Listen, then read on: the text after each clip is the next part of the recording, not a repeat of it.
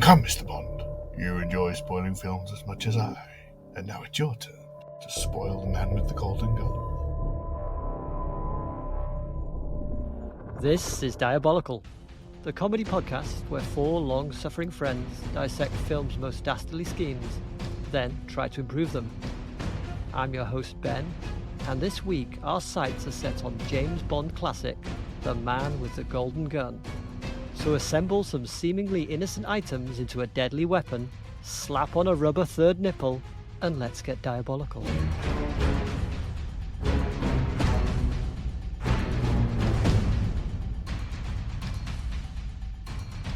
Hello and welcome. Joining me in today's mission are the usual suspects of cinematic sabotage, otherwise known as the Panel of Peril. Introduce yourselves and tell us, if you were a Bond girl, what would your name be and what would be your specialty? Adam, please kick us off. Hello, Peril Pals. This is Francis Dickmore. My friends call me Fanny Dickmore. My special skill is languages, and I've been described as a cunning linguist. Ooh, Very nice. very nice. That's actually in one of the Bond films, isn't it? The cunning linguist line One is. of the Brosnan ones. Well, Craig, since you've hijacked the mic, Hi, Power Pals. Craig here. My Bond girl name would be Pierce Bosom. Pierce Bosom. And my speciality would be slipping into an Irish accent for no reason every now and then. the best. Hello, the best speaking, and my Bond girl name is Jemima Puddlefuck. And my speciality is having sex in swimming pools, jacuzzis, bidets, etc. Bidets. Should have just left it at having sex. That would have been great. Well, that's a good start. Well, my Bond girl name is Penetration. And I'm a tech genius with a penchant for breaking barriers. Oh, my diamond.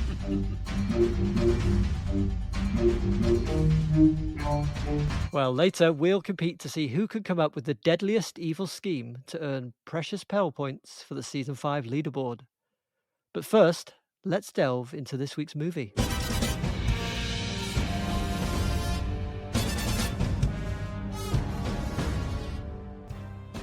Released in December 1974, The Man with the Golden Gun sees Roger Moore return for his second outing as the suave and unflappable James Bond.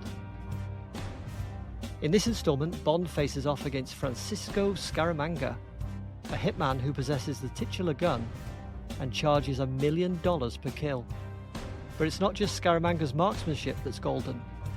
His energy crisis solving Solex agitator is also worth far beyond its weight in gold. Despite earning $97 million at the box office against a budget of $7 million, the film sits among the 4 lowest performers in the franchise. Critics and fans too were divided, with some calling it the most sexist and limpest script of a lot, while others praised the performances of screen legend Christopher Lee as the calculating Scaramanga and his irrepressible sidekick Nick Nack, played by the charismatic Herve Villechaize. To me, it's a Bond film that, despite its flaws, holds a special place in my heart.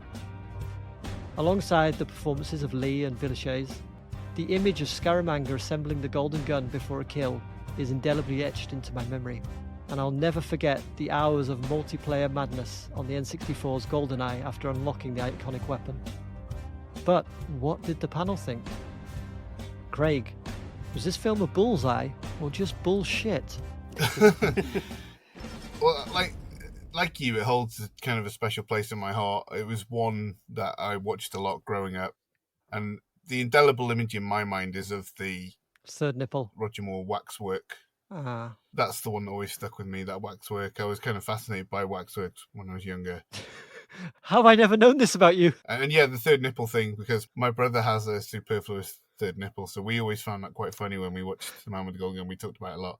But I have to say that on this watch, I found this quite tedious. I thought it was really limp, as people have said. I fucking hate that stupid American sheriff guy. It's my favourite part. Yeah, he's great. Well, boy, howdy. Goddamn, bro, Louisiana State Police. Good God. And that stupid fucking slide whistle when they do that car stunt. Yeah, I it's almost great. threw her. It's funny you mentioned that because I got a fact about that. So John Barry disliked the score on this film in general, Yeah. having only 3 weeks to complete it. And he says it's the one he hates the most because he just never got it quite right. He also greatly regretted adding a whistle to the barrel roll stunt. Guy Hamilton, the director. Like that. Hey, Yeah. It's I'm back, down. everybody. It's back. I'm down. Back down. There you go. Guy Hamilton also agreed that it's a terrible idea. Like, who the fuck constructed that twisted bridge? It's really quite solid. You know, it takes the car's weight without buckling as it goes up. What was it? What was that bridge before it collapsed?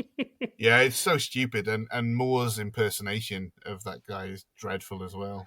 Just before they do the stunt. But it perked up for me considerably when Bond got to Scaramanga's Island. Yeah. I thought it got a lot better then.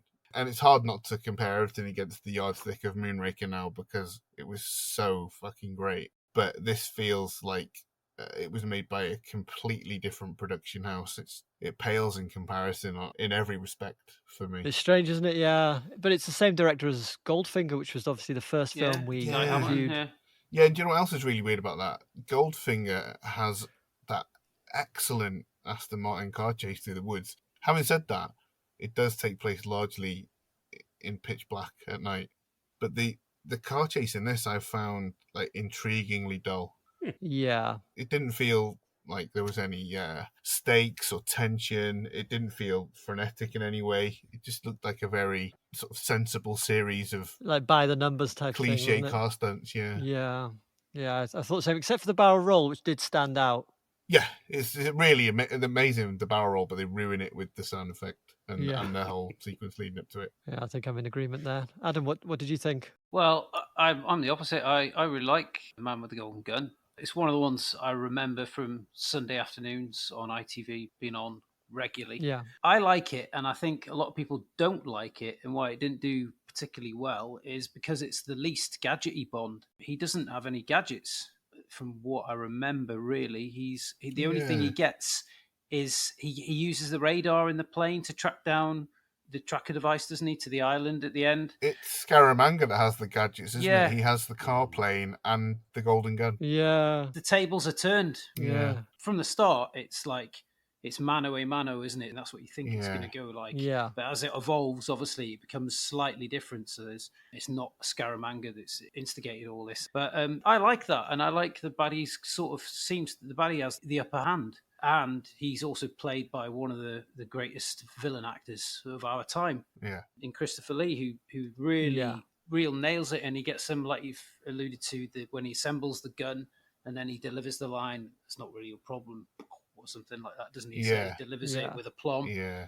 I love that. I actually like the boat chase. I like the car chase as well, and then transitioning into what happens afterwards. I like the whole plot that runs through that you think it's Scaramanga is the one who's instigated it all, and then his transition from hitman into energy oligarch, he sort of goes, well, I've had enough of all this hitman business. I'm gonna make a load of money from this energy company. Yeah. I think it's got some classic Bond scripting. Come, Mr. Bond. What a line. Coogan and Bryden's favourite. Yeah. You enjoy killing just as much as I do. I think you've got two quite different Bond girls in Maud Adams and Britt Eklund. I think Maud Britt Adams... Eklund's terrible, isn't she? Fucking dreadful. She's terrible in everything. I've never seen her be good. Do you see what? I'm the opposite opinion. I thought she's quite sassy, and she flips a lid at a few points. I think, it's quite kind of nice to see her sort of like biting back a little bit. Panto flipping your lid down it. Yeah. Huff and stamp on the spot. Yeah, that's it. It's funny. But Maud Adams was just like... She's great. She's very easy on the eye, obviously, and she comes back later on. Octopussy, yeah, that's why they brought her back, wasn't it? They thought she was great. For me, though, she didn't quite... I like, obviously, anybody who's female. fond of the opposite sex, then they appreciate her. But yeah, I didn't think she was brilliant. I really liked Britt Eklund. I thought she did a good job here. I thought Maud Adams gave a much better performance in this as well. No, She felt much more like you cared about her death more. That's how I Yeah. felt. it was a bit more tragic, wasn't it? Because she was trying to escape, and Yeah. as that comes out, that plot line comes out, Yeah. you feel for her a lot more. It's quite a nice twist where you find out that it's her that sent the bullet. Yeah, that's it. It's great. It's a totally different Bond, and I think that's possibly why lots of people didn't like it. Yeah, I think there are some sags in there, and Yeah, it's also trying to be something it's not. It's kind of shoehorned the martial arts scenes in there to keep up with the Enter the Right. Dragons and the kind of the That's it, craze for yeah. the Hong Kong stuff. And then when it got to that island, as Craig said, it felt really Bondy. You've got the facility, the shootout, and then it felt like it was really Bondy. And The abandoned Laser Quest park that he has for some reason. oh, it's so good. Yeah. Wasn't that a feature of Moore's tenure on Bond though, that it tried to shoehorn in whatever was currently popular, like Moonraker played on Star Wars, Yes. Yeah. True. Live and Let Die played on blaxploitation. Right. Even the modern one was basically trying to echo the Bourne movies, wasn't it? Because it was fun Yeah. position with Yeah, them. it always does that, doesn't it? It catches up with the zeitgeist and then it remakes the zeitgeist at some point during every kind of generation of it. There's two films here, like you say, one's this martial arts film, and if they'd split it off and had the Golden Gun one that didn't have any of that stuff in it, but really gone all in on a different one that was a full martial arts one, I think that both films would have been the better for it. Having said that, I've written a note here that just says girls are great, but I remember what I was referring to, which is that the karate student girls were really good. Their fighting scene was great. Yeah, that was cool. And that kind of saved the film from being completely sexist, I think. I think the worst sexist moment for me, I believe it's Britt Eklund's character, but I may be misremembering, is when he just starts slapping her around. I was like, bloody hell, where did that come from? It's Maud Adams. He does, yeah. He gives her a hell of Yeah. a beat down. That's not what I think of when I think of Roger Moore. That's more of a Sean Connery thing, slapping a woman Yeah. around, surely. Yeah, And apparently he wasn't very comfortable doing that, Yeah, no. from what I A understand. real life gent. Yeah. Yeah. Yeah. It didn't Yeah. play well with me. No. And parts of this feel cheap. You said the $7 million budget, but Turner was saying that Bond doesn't get any gadgets or many gadgets. One gadget he does get from Q Branch is It's a his nipple. but it's the wrong colour. It doesn't match his other nipples. It's just a piece of pepperoni. That's so good. What a plan that is. What a plan. He can eat the evidence afterwards, can't he? Yeah, exactly. Yeah. Oh. M's face when he asked for it as well. Concrete. Well, Gaz, what did you think of the film? What did you call me? Hold your horse. Oh, you so, piece of shit. So sorry. You're a gentleman and a full-on rapist. That's how you pronounce that word, isn't it? No. No, it's felon. Oh. Yeah. Well, my opinion of this film is quite closely aligned with Craig's. I was coming around to you fellas' way of thinking and really starting to like Roger Moore's Bond, and I was really looking forward to watching this one with Christopher Lee as the villain and the famous Nick Nack as the sidekick villain. But for the most part, I was just bored. I didn't think the plot was particularly interesting. The Solex, I think a lot more could have been made of that. Yeah. It's not quite a MacGuffin, is it? But it's so sparingly used that it may as well not be there. Its power's revealed too late. Yeah. You don't get to see what it does until almost the end. And if you'd known it could have been like a crazy laser all the way through, that would have had some tension in it. And I think it's the opposite with Scaramanga as well. You see far too much of him, so he's not mysterious and he doesn't feel like a threat in any way. That's kind of what I like, though, that the pre-credit sequence being focused on Scaramanga was a nice change, I thought. Yeah. It's usually Bond finishing another mission, isn't it? Is the typical pre-credits. Yeah. So I quite like that. And what a way to introduce a villain by just showing his third nipple. Hit him with a bang. Yeah. Yeah, like Adam was saying, Christopher Lee, fantastic as Scaramanga. He's always great. I've never seen Christopher Lee phone it in. No. Nick Nack I found quite annoying, if I'm being honest, with his Oh, I love face. him. He's got such charisma. It's a tragedy what happened to him as well, isn't it? Yeah. Tragedy. Oh, okay. Well, I may Google that later. Who knows? But I was quite keen on him actually getting chucked overboard in that suitcase. At Oh, the end yeah. of the film. Yeah. So when I saw him in the gibbet, I was quite disappointed. I think that means that he's done his job well, because he is meant to be irritating. Yeah, true. Yeah, good song by Lulu as well. Really enjoyed the opening Yeah. theme. He's the man with the golden gun. But yeah, again, like Craig said, quite a big step down from Moonraker, our previous Roger Moore episode. I shan't be rushing to rewatch this one, but I am quite keen to get around to The Living Daylights. That's the one with Christopher Walken, isn't it? No, A View to No? a Kill. Yeah, I am as well. I was thinking the same thing. Well, we're on Lulu. Before Lulu performed John Barry and Don Black's composition, which was used in the film, Alice Cooper composed a song for it, but it was rejected by the producers. Buns out for dinner. The other thing that this film evokes, apart from kind of the martial arts stuff of the time that was trendy, is that Smokey and the Bandit thing that was kind of popular at this time. Yeah. Yeah. And then you get sartorially Bond in these horrible double-breasted suits. Oh, They're just yeah. dreadful. I wondered if that was a little nod to the third nipple there, the double-breasted suit. I got one question that you might be able to answer for me, somebody. Why is Nick Nack carrying a tray that just has Tabasco sauce on it, nothing else? Yeah. Is that fun? Yeah, is that Bloody Mary? Scaramanga wanted it as kebab. It could be Bloody Mary. Does that have Tabasco in it?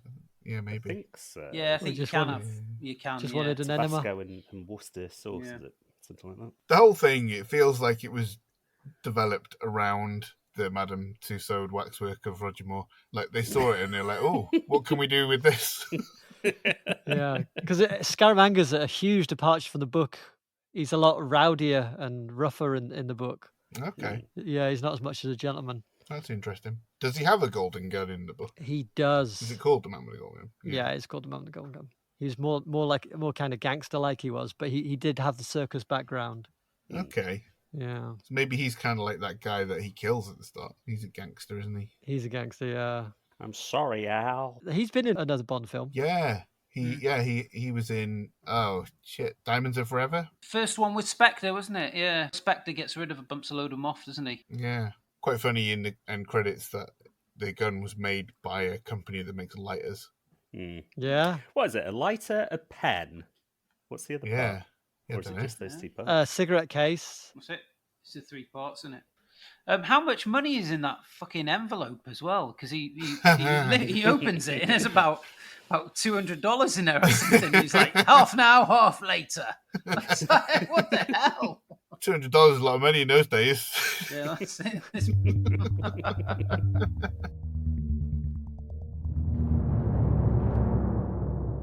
Before I ask you for your highlights and favourite lines, we're going to play a little quiz I'm calling Come Come Panel of Peril. I know you enjoy Jeopardy-like quiz games as much as I do. I have several categories for you containing questions related to this week's movie. You'll each get a chance to pick a category and answer a question thereon. The categories are What a Guy, Dead On Mate, Dead On, No, and All Play. The best, the best, the best. Pick a category. No. I don't want to. Yeah, no, I'll have no. Please. Okay. Bond author Ian Fleming pushed for Christopher Lee to play the villain in the first Bond movie, 1962's Dr. No. But what was the connection between Fleming and Lee? They both trained as NASA astronauts for Apollo 11, which is where Fleming got the inspiration for the film script, not the book, the film script that he didn't write for Moonraker. At that time, Christopher Lee was younger than Ian Fleming, but by the time they got around to filming Man with the Golden Gun, they were a similar age. So he thought that it would be a good idea to cast him in the film. And also they were cousins or something. Well done. They were indeed cousins, step cousins. So apparently Lee's mother remarried following divorce and they became step cousins. They're also friends and golf partners, apparently. Well, what's going on there? Were you waiting for the Google results to load? Were you running off that spiel? No, I knew. I knew the Oh, answer. you knew? Just doing it. Doing the rest for Jolly Japes.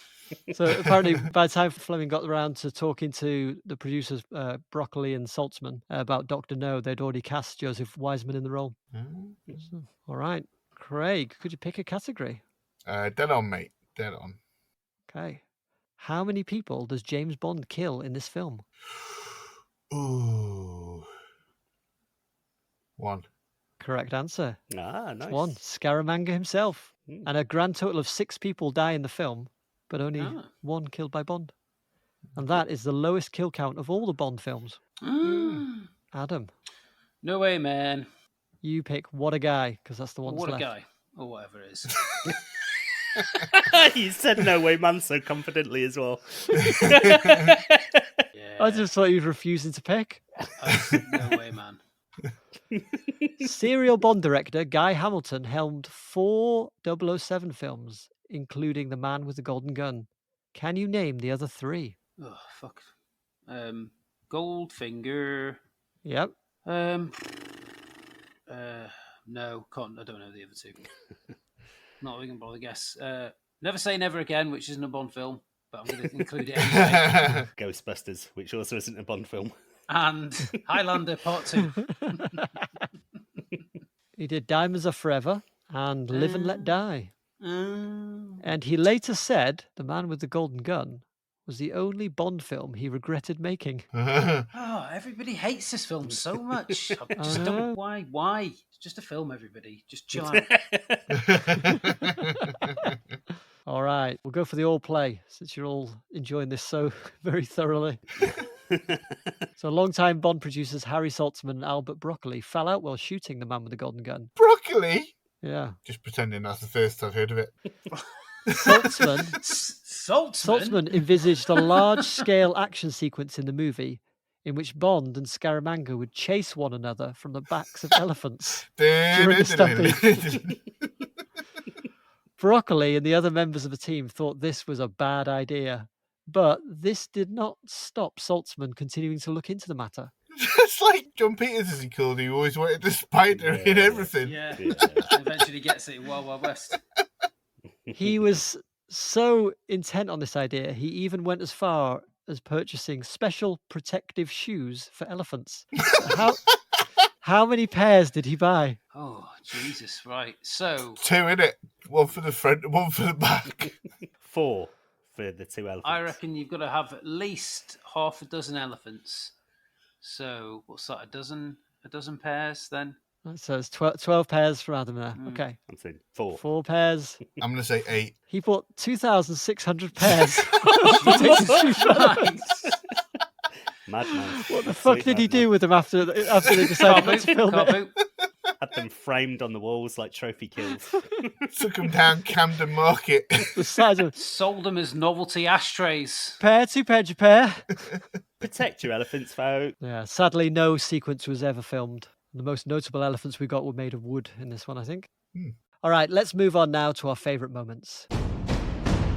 Adam, would you please kick us off? Well, I've got to say, it's the car doing this spinny jump. It's just great. How It's just hard were you everything- when you watched that? I was. Oh, thank you. Yeah, and that's what I Hello? felt about 5 minutes after it landed, I did the down bit. Yeah.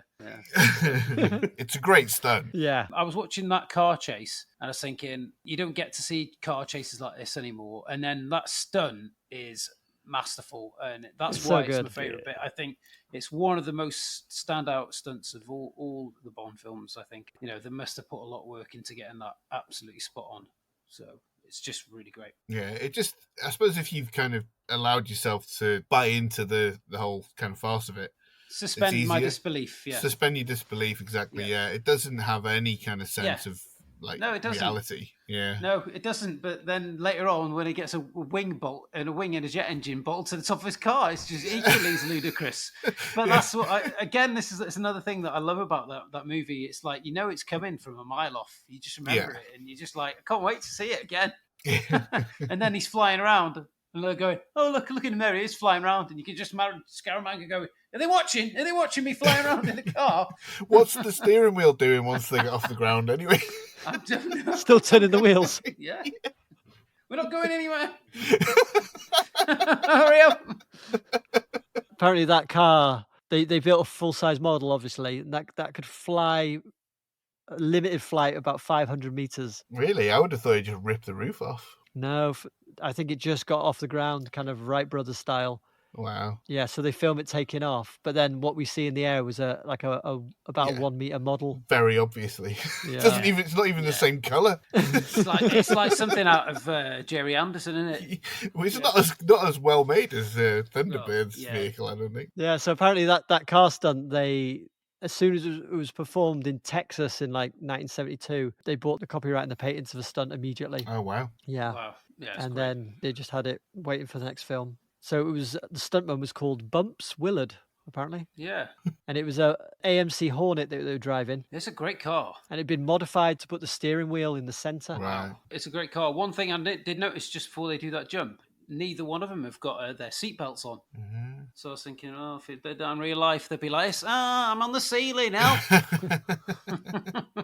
Maybe would the centrifugal force pin you down? I don't know. Good point. Or the power of the whistle hold you in place. Yeah. If we ever make enough money, we can go back and do like a diabolical series of stunts and go, we're going to recreate the stunts of these films we've already covered. First of all, that with a golden gun, twisty car jump. Let's see if it's real. Craig, over to you. All right, Craig, what was your highlight? Believe it or not, I've got a couple, so if we go around the horn, maybe come back to me. But the one that I've picked, because I just think is such a fucking killer concept, is the base on the Queen Elizabeth. Yeah. They built the level floors into. It's just so mad and brilliant. Yeah. It's brilliant. It is brilliant. Yeah. You could imagine the British government doing that. Like, for real. Well, of course, the most logical thing to do. No sense letting the old girl go to waste. And she's right there in red Chinese waters. Exactly where we want to be. I just loved that. I thought it was so Bond and so comical but believable, which I think is where Bond sits very nicely. And the way they've decked out the interior with all the stairs that are going down the stairs that are already off kilter. Right, Yeah. Just brilliant, I agree. Totally brilliant. All right, the best. What was your highlight? I, as previously mentioned, really enjoyed the pre-credit sequence showing what Scaramanga's final game is.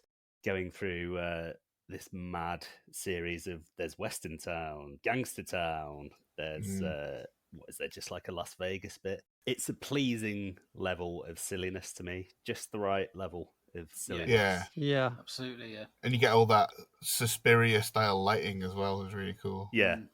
And there's just like the right hint of danger to it as well. It's silly, but he does come across as dangerous at the same time, Scaramanga. And of course, you see his golden gun basically straight away, cluing you in to what this character's all about. It's good. It's really good. Yeah. Well, I'd have to echo you. That's my favourite part too, but for two specific reasons. One, as you mentioned, you see the golden gun, but it's in a crow's beak. Yeah. Yes. Yeah, and he retrieves it. Which is mad. But the second point, and the most important point, is that Scaramanga's navy onesie with white piping is fucking so cool. Oh my god. I've called it his athleisure wear.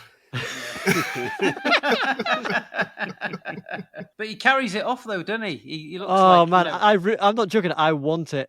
Wait, can someone Google that? Is that available? Scaramanga's tracksuit. Wait a minute, I'll Google it. Doesn't now. Uncle Rico wear something very similar? Very similar, yeah. Before we go around the horn, we mentioned Lulu's song, and it seems that we all enjoyed it. During the opening credits, was I the only person to see a bit of bush in that pond? I'm sure there's a bit of bush in there. I think there may well be. I think there's like a lily pad over a bit, but then there's a bit of bush coming out the top of it. Yeah, well, it was 70s. There was bush everywhere in the 70s. Oh, yeah. What about when that Chew Me is in swimming in that pool as well, and she's stark, isn't she? Chew Me. It's daft. Oh, Scaramanga's trousers, if you want them. For a mere 6,559 euros. Come, Mr. Bond. Yeah. You like fine chinos as much as I do. All right, Craig, you mentioned you had one more. A couple more, I would say. Go ahead. Maud Adams' dead body at the kickboxing. I think that's chilling. Oh, yeah. One of the most kind of awful things I've ever done in Bond, but so brilliant. Him just sitting next to her, no idea. I thought that was great. As I said, everything perked up for me when Bond arrived at Scaramanga's island.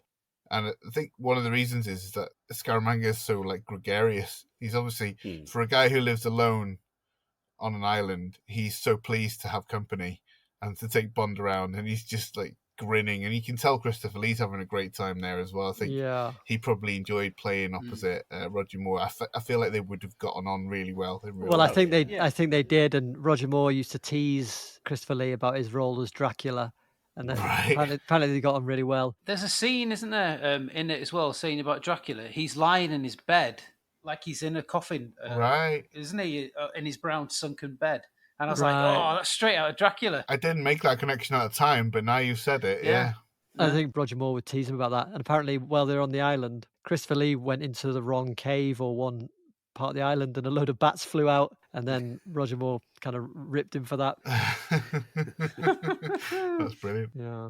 Some other things I wanted to point out that maybe I don't like, but I thought they were worth pointing out. One being that in the casino, they seem to be playing Boggle. You know, they've got like that plastic dome with all the dice in it. What the fuck's going on there? Sorry, is it what Turner called it? No, it's not Sorry. Sorry's just got normal dice, but there's a whole pop thing, isn't it? Yeah. Right, that's the thing I'm thinking of. Yeah, I can't remember what game it was. Hey, Peril Pals, it's Craig here. And the board game I was thinking of that has dice in a dome is called Trouble.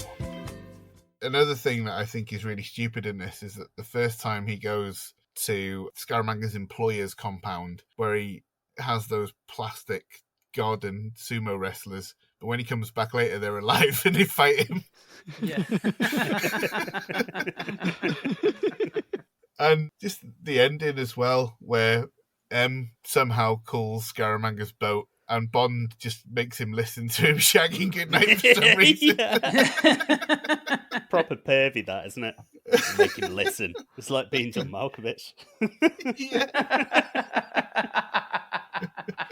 I've got another note that I made, but I think I'll keep it for the favourite lines. I have got a favourite line, and then I've got a least favourite line, because I don't understand it. Well, take us into the favourite lines. All right, so my favourite line is when Bond is told about Scaramanga's superfluous third nipple, and he calls it a fascinating anatomical tidbit.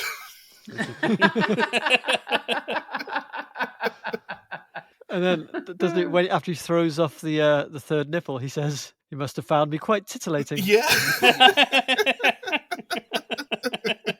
He should have said, "I'm just going to nip out for a bit." All right, the best of best of best. What was your favourite line?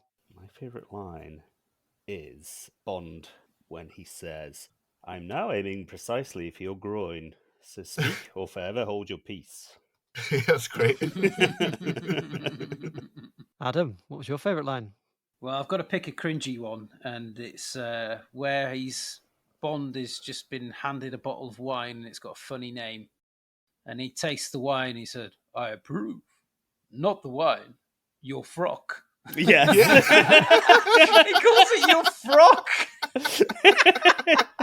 Well, my favourite line was when Bond was talking to the belly dancer, and he says, "You really do have a magnificent abdomen." Yes. What a line. Yes, great. That's the first real standout line, I think, that one. Yeah. And your thorax isn't too bad either. Wink. Did you say you had one that you didn't understand, Craig? Yeah. What the fuck is a Mexican screw-off? Yeah. Yeah, that's an odd one. What you might call a Mexican screw-off, gentlemen. What's a Mexican screw-off? Maybe it's some sort of defunct cocktail. There's some weird puns, like when he was there was the bloody mannequins. He walks past and he says, "Grizzlyland." I didn't notice that. That's brilliant. I think it's a real shame that they didn't do, because they had the opportunity, they didn't do a Bust the Plane reference for Herve Villechaize. Do you know, I was going to ask you about it, because I was sure that was in there. It's weird that it's not, right? Because they've got the plane right there, and he's on an island. I was sure it was there, like when the first guy was coming in, the gangster maybe. Yeah. But then I don't remember it from the film, so I thought, like after I got through, I thought, hey, when When does Nick Nack say that? I'm sure you've said that. Because I've never seen Gilligan's Island. Fantasy Island. Fantasy Island. Gilligan's Island is very different. Oh, is it? Well, I've never seen either of them. No.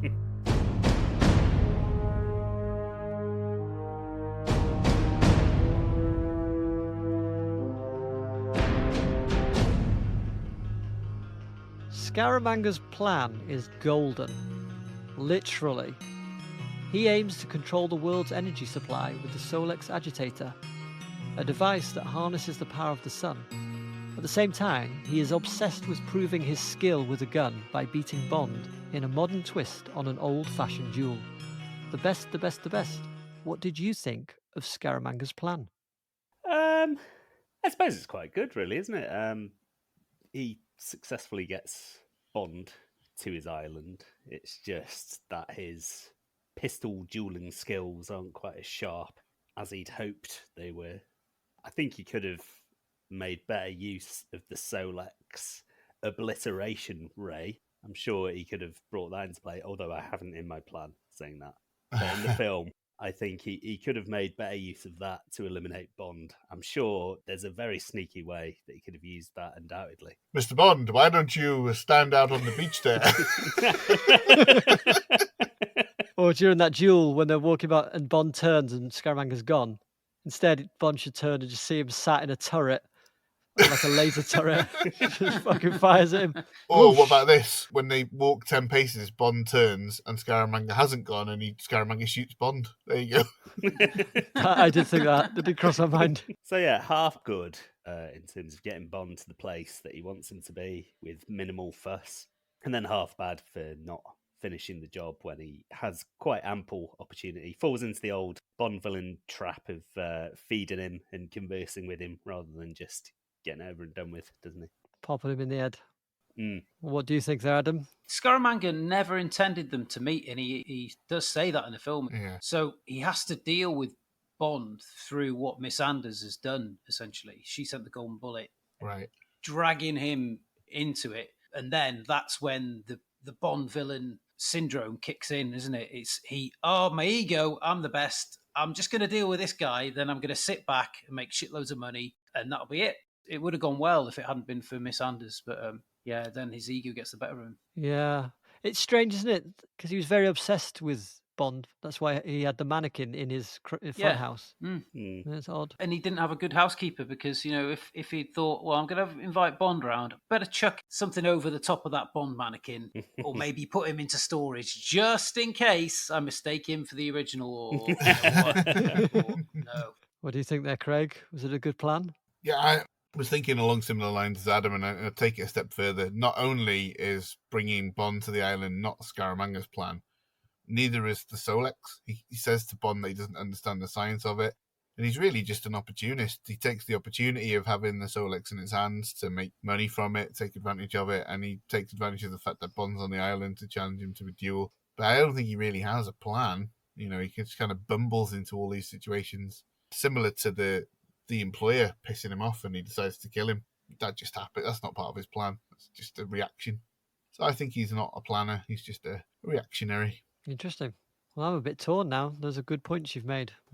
I think he obviously had the funhouse. I took from it that he was training to beat Bond.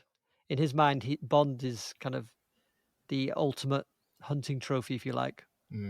Yeah, that would have made more sense, but that's not how they wrote it. Yes. In terms of filmmaking, the fact that he shoots the fingers off the mannequin, and then when you see Bond at the end and you see the hand, that something's not right. That's really cool. Yeah. But yeah, in terms of like it being his plan, Adam's right.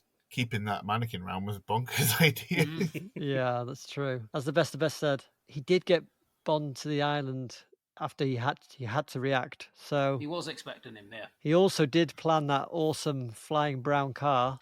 Right. Yeah. So I'm going to give him 6 florets of broccoli covered in coriander. That's what they have in Thailand, isn't it? A bit of Nice. pakchi. Yeah. Or did Nick Nack plant that car? Because at times you feel like Nick Nack is the real mastermind here. Is the 'cause brains, yeah. He's the one who guides everybody through the funhouse, and he's the one who hides the golden gun in the crow. Yeah.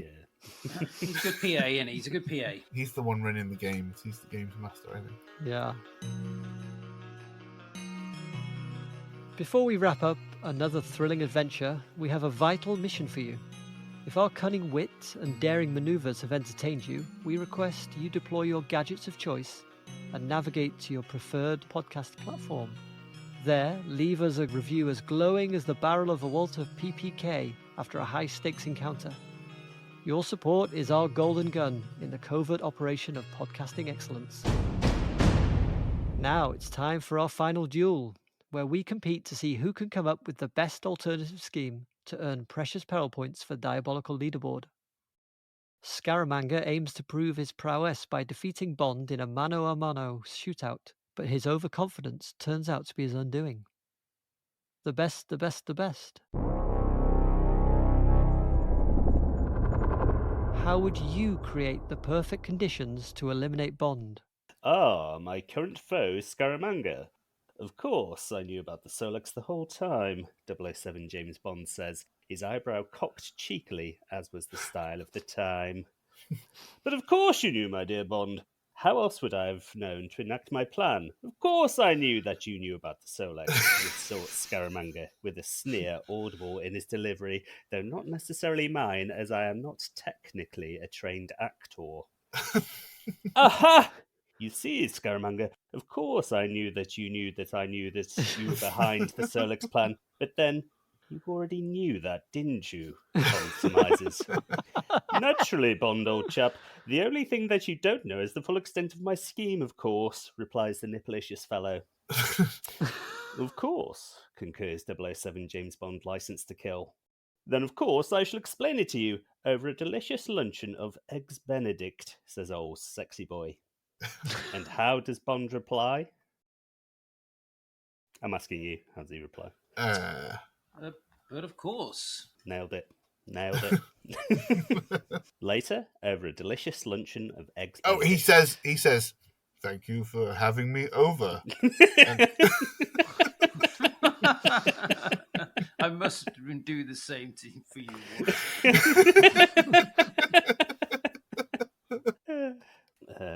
What was I up to?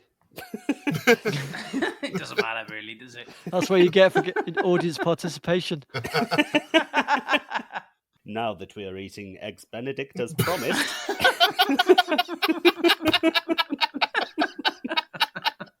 I'm a man of my word. I haven't heard Eggs Benedict for about a decade, and I've heard it 4 times in the last 30 seconds. It is time to reveal my evil scheme to you. Oh yes, far better than mushrooms, these eggs are, old boy. And I'd rather hope that you would reveal all, Bond replies with a mouthful of salmon and egg. And I shall! What is it that a man most desires, Bond? There's no need to answer. We both know the answer. A man most desires that in life that will afford him the most comfort. Bond simply cocks his eyebrow cheekily, as was the style at the time. Yes, I can see by the way that you're seated, relaxed shoulders, straightened spine, knees together, that you know exactly what I may very well have done. I'm sure that I don't, replies Bond in between quaffs of Bollinger, which is a champagne, I think. Allow me to explain. Whilst looking for some cat food to feed Nick Nack at my local quick save, I saw it. Anusol. God. Don't you mean anusol, snicks Bond? That's anus all. Anus all. I knew you wouldn't be able to resist, you single entendre spouting simpleton. It is called Anusol, Bond, and I saw a veritable mountain of it in their reduced to clear section. Can you imagine it, Bond? Just try to conjure in your mind's eye. Stacked so high that it brought me to tears.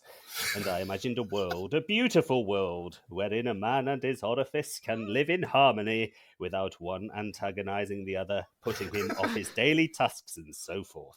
Daily tasks, Francisco? Yes, your morning shave, your morning crossword, your morning picking an outfit, your morning duel to the death and what have you. James Bond 007 begins to absent-mindedly scratch at his golden eye. Yes, James, it really is wonderful what you can achieve when hoarding vast amounts of anisole, preparation H, all of the rectal creams really, and by impregnating eggs Benedict with rapid hatching anal lice eggs. Licensed to kill 007 Commander James Bond begins to frantically scratch away at his undernethers like nobody's business upon hearing this. They really are rapid hatching, just as Scaramanga said, and they irritate poor old Bond, James Bond's a-hole, like a son of a bitch. Now then, Bond, let's begin our duel to the death, shall we? Says the nefarious ne'er-do-well. If you win and kill me, then Nick Nack shall give you the cream. Now do try to concentrate on the matter at hand and stop scratching, won't you? Scaramanga says with a smirk. Of course, replies Bond, James Bond, James Bond. His arsehole aflame with hands shaking uncontrollably. He already knows he has lost. Did you see that coming? No, I thought it was going to be some more shit rolling, if I'm being honest. Close, very, very close. Shit adjacent, isn't it? It's the crap factory that you got to worry about. Did he really buy all that Anusol, or was he just winding him up? Oh, he really bought it. He's got a monopoly on the world's energy supply and a monopoly on the world's arsehole creams. Hemorrhoid treatment creams, yeah. Oh, tell you what, if you had arsehole itches, that laser's going to do right straight, wouldn't it? Yeah. To the left, Nick Nack. Yeah, up a bit. Yes, that's the ticket. And Anusol can cure anal lice, can it? You're asking for a friend. Yeah, I'm asking. It says here it's used to treat hemorrhoids. First, you clear the lice off. I've never heard of anal and lice. Then you apply the Anusol to ease the pain caused by the lice. The voice of experience. I think this plan was written by a man who's never had hemorrhoids. So, for that reason, I'm not buying it. To be fair, he doesn't even need to go as far as the lice. Just a bit of sand down the crack, innit? Itching powder on the seat. Oh, those little buds, the itching powder buds. Remember, you used to throw at each other. Yeah, but you'd have to administer those rectally, wouldn't you? You wouldn't be able to hide those in Eggs Benedict. Well, what if Scaramanga, while they're having lunch, Scaramanga's got one of those little buds in between his toes, and he just starts rubbing Bond's crotch with it. Come, Mr. Bond. I know you like a crotch rubbing as much as I do. Jesus Christ. Does anyone want to go after that, or should we just call it a day? All right. Well, if there are no further questions for the best, Adam, what would you have done differently? Look, Mr. Bond, we both have a gun, and we both have a tadger. This will be the ultimate test of our abilities, says Scaramanga to his nemesis. Bond raises a suggestive eyebrow, more out of curiosity than anything else. Just what the heck is he going on about? Scaramanga turns and leads Bond into his rather luxurious lounge, to a little surprise, and holy smokes! It's only a load of very attractive women dressed in bikinis and giggling in a semi-tipsy way. Truly, Bond's only real weakness is his sex addiction, and the fact that he will have sex with anything that moves with two legs and a furry front bottom. Even if there's another one in the cupboard. Yeah. As the women spread out across Scaramanga's abode and through the funhouse, Bond and the villain begin their duel, this time with a few more distractions. Bond walks through to the saloon, but it's not the cowboy with the six-shooter that's got his attention. No, there are three women, all sat round the table, drinking baby sham and a little worse for wear. "Car! James fucking Bond!" slurs one of them as she wobbles her way over to him, as her friends laugh like drunken drain. "A little early for drinks, ladies," says Bond. "Well, it's 5 o'clock somewhere, darling." Cackles one with a fag hanging from her mouth. Bond decides to quickly move on, As he approaches the next room, the doors swing open and Bond unleashes a shot, narrowly missing a sexy lady and a bunch of her friends as they seductively dance around the Al Capone waxwork and his cronies. "Here! Watch where you're pointing that thing!" shouts one female. "That's what she said," retorts Bond, raising an eyebrow. The girls soil themselves laughing, and even Bond thinks that's a pretty good one and cracks a smile. Bond, not usually able to resist shagging a lady for this long, readjusts his trousers and tucks it under his belt, then carries on looking for his quarry. As Bond steps in the black and red room, there's music playing and numerous scantily clad women dancing around and having a slide down the slidey stairs. At this point, Bond is totally jonesing to make the beast with two backs, and his balls are starting to ache. In some discomfort, he ploughs on. One of the women is dry humping the leg of the waxwork of him. And then there's another dancing with Scaramanga. Bang! Bond hits Scaramanga right between the eyes, only for him not to move.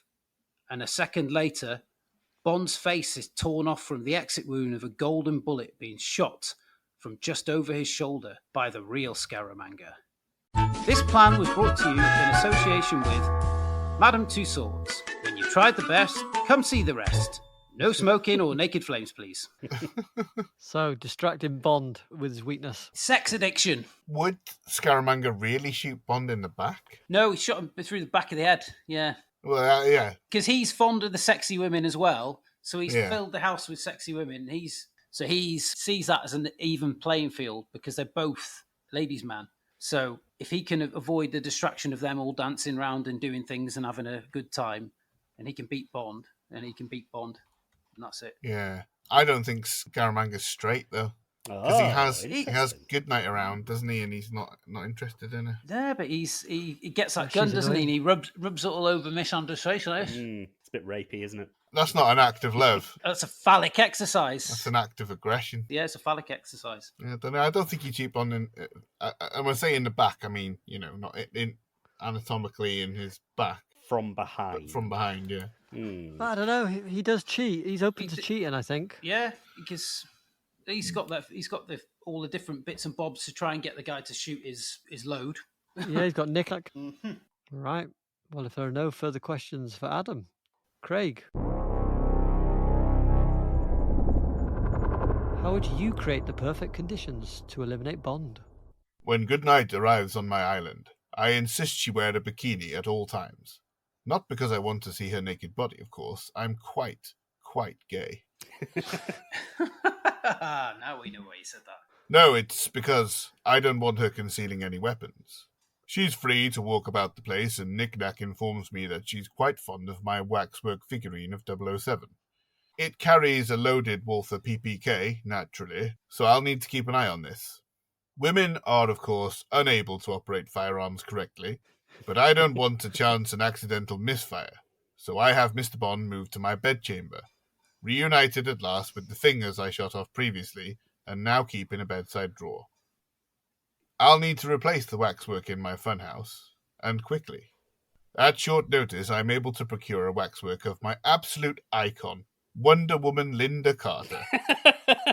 After spinning around in her outfit for a few giddy hours, I received news that 007 is on his way to the island in a small flighted vehicle resembling an aeromobile, but with a simple cabin where the car should be. As Bond stealthily stalks his way through my funhouse, he is quite unable to stop himself from quipping something smutty as he sees the lovely Linda, flirting with the waxwork as if it were a real woman. He mumbles something about taking her for a spin, walks away, turns on his heels and walks back, apologizing for being tied up whilst arching his eyebrow at her golden lasso, then leaves and returns a third time to ask her if her landing strip is as invisible as her plane. It's child's play for me to locate the randy sod, and he has nowhere to hide from my golden gun. Similar thinking that it's the mannequin that's his undoing, I think. It's made me wonder now, like after scene's end, with Bond with ladies where he's quipping whether he does keep on coming back to add one that he's just thought of. Oh, 1 moment. They keep the best one in the edit. Yeah. I like the use specifically of Wonder Woman being a gay icon. Quite famously, Linda Carter's Wonder Woman being a gay icon. I knew it had to be an attractive 70s lady. That's a good pick. Yeah, to distract Bond, similar to Adam's plan there. But I also knew it had to be a woman that the extremely gay Scaramanga wouldn't mind having around. But it was a waxworker, though, right? Right, yeah. But, he doesn't want a Farrah Fawcett waxwork because she's eye candy for the straights. No, so what I'm saying is Bond, because of his sex addiction, highly overactive libido, is how I was going to phrase it, finds himself attracted to mannequins. Yeah. Good. Just remember that, all of you. That's been proven. Okay. It might come in useful later. Okay. At the very least, he would have to flirt with it. Yeah. At the very least. Let's just establish that now.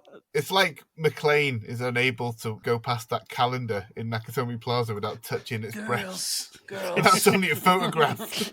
Oh, not real. Oh, no. No, this is just a photograph.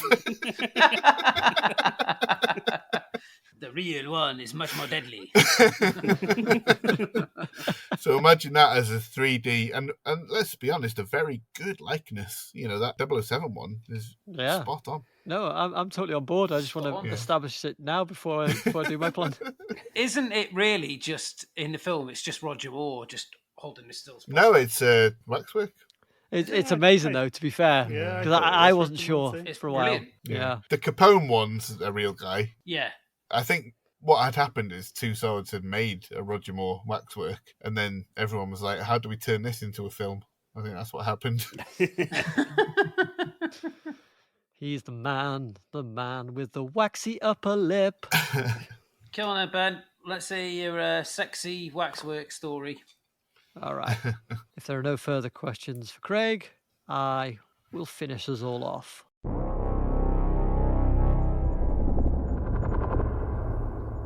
Nick Nack, with a mischievous twinkle in his eye, leads Bond to the crooked doorway of Scaramanga's funhouse. Bond steps into the dim, disorienting interior. The passage shifts and snakes, leading him deeper into the heart of Scaramanga's twisted game. Suddenly, from the shadows, a figure lunges. Bond's reflexes kick in. His weapon fires with deadly precision, and the silhouette crumples to the ground. A spotlight flickers on, illuminating the fallen form of Pussy Galore. Not flesh and blood, but a mannequin, hauntingly lifelike. Her recorded voice fills the room, echoing off the walls. Why didn't you call me? Mm-hmm. The question, loaded with accusation, hangs in the air. Shaking off the unsettling encounter, Bond presses forward, only to find himself face to face with another ambush from his past. Mannequins bearing the unmistakable likenesses of Honey Rider, Kissy Suzuki, and Solitaire suddenly encircle him, their recorded voices overlapping in a chorus of condemnation. Heartless, they call him. Insensitive prick. Each word stinging like a really stinging nettle. Despite his facade of unflappability, these words clearly shake Bond. He pushes on, the weight of his thoughts growing heavier with each step. Then, as if conjured by his own turmoil, an assembly of mannequins, each a spectre of a former lover, surround him. Their voices, a cacophony of hurt and regret, filled the space, overwhelming Bond with their shared pain. They speak of the struggle to rebuild, to find meaning and peace in the aftermath of his departure. Overcome, Bond collapses, curling into a ball as he confronts the guilt that's always been present at the edges of his consciousness. Casually strolling by, Scaramanga casually draws his weapon and casually puts Bond out of his misery. Would this version of Bond have that much anguish about his former conquests? I'm not entirely convinced that he would, Roger Moore. Given that he's slapping someone around in this film, basically unprovoked. You think of women as disposable pleasures, as Vesper tells him. Mm. Yeah, I think the very thing they're berating him for is so true that he doesn't really care. Yeah. Yeah. I think when he's confronted with it, he'll be trying to block it out, but then just, seeing the faces, the eyes, regardless of what he thinks of women, when you're in that moment, you love them all, don't you? At the time. And that's with Bond. When he sees their eyes again in these lifelike mannequins, he'll go, actually, I quite like them, and I don't know why I didn't call them back. What a prick I am.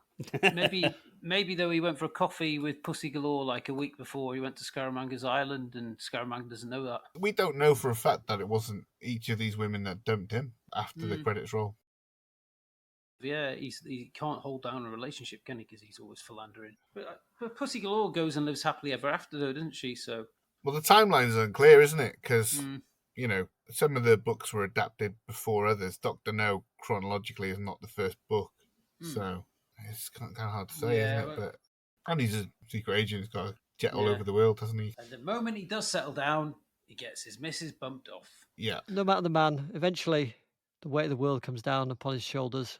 And I think once he's seen these lovely women again, it's all going to come flooding back.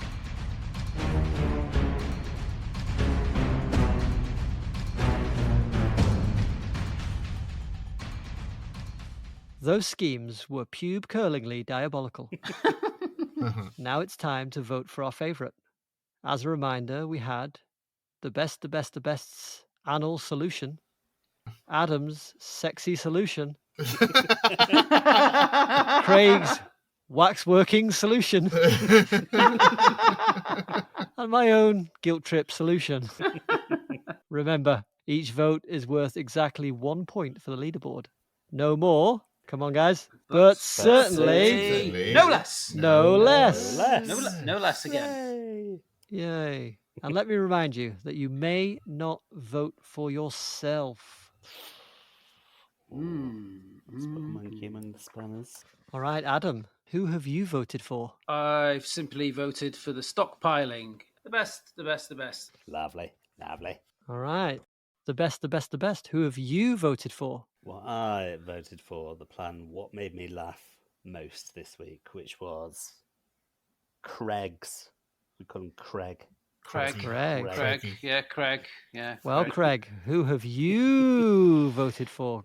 Well, I dreamed of a future where a man could live in harmony with his anus. And I voted for the best. What a wonderful utopia that would be. Man and anus living in harmony. Just as Stevie Wonder and Paul McCartney sang. That dream can become a reality for just £3 a month. Well, like the rest of you, I too dream of a day where humans and anuses can just get along. And I voted for the best. I've drawn a little tube of anal cream there, spilling out onto the rug. Tube of what? Anal cream. Annual cream. Annual cream. Annual cream. Apply it once a year. The one and only, the wickedly talented. Anus cream. So, the best. What has that done to the diabolical leaderboard? Things are getting desperately close as this season that's what I thought. draws to a close. It's Weren't you at the back last week? I was. We've had a bit of a change. So, in first place with 16 points is Craig. So not that you're in first place, that called Craig. In joint second place with 15 points each is myself and Adam. Ooh. I'm at the bottom. Ben's at the Back bottom. where you belong, bitch. Only 1 point behind, though, on 14. Holy So cow. there's 2 points separating top to bottom with 5 rounds left. Wow. Things are really heating up, Peril Pals. You're going to be wanting to tune in next week. Adam, as next week's host, we compel you to tell us what we must watch. We must watches next week a sci-fi classic. We're going back to gore, real guts and blood. We're going to be watching Event Horizon. Ooh. Which, of course, lent its name to a type of donut in the States. And that's it for this episode. Thank you for listening. Don't forget, if you enjoyed this high-caliber discussion, leave us a gleaming review wherever you get your podcasts. For more explosive content, follow us on all the social medias at Diabolical Pod. Join us next time when we take aim at another cinematic spectacle, Event Horizon. Until then, keep your wine properly chilled and everything else warm. Well, while you wait for that, Craig, why don't you sing The Man with the Golden Gun? If you want to get rid of someone, the man with the golden gun Bow, bow. will get it done. Wah, wah. Wah, wah, wah, wah, wah.